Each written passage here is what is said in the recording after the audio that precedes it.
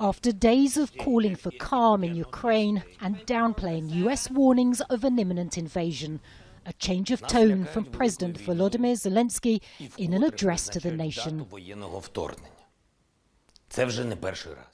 We are being threatened by a big war, and a date of military invasion has been scheduled once again.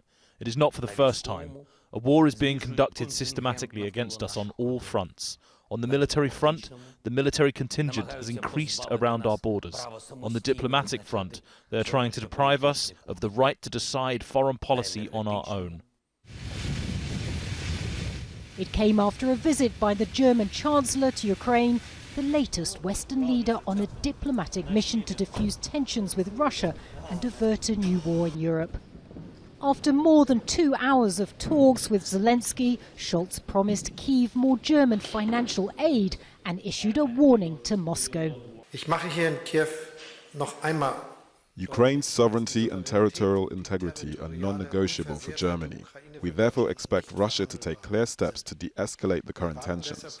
For Germany, it is clear that further military aggression against Ukraine would have serious political, economic and geostrategic consequences for Russia.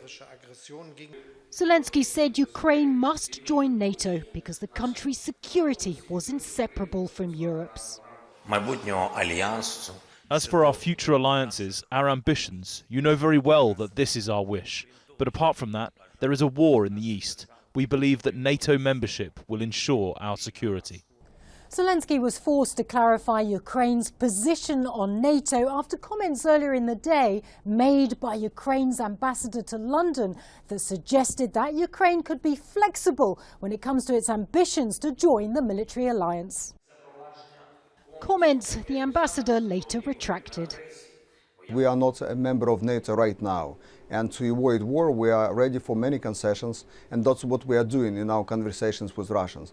But it has nothing to do with NATO, which is enshrined in the Constitution.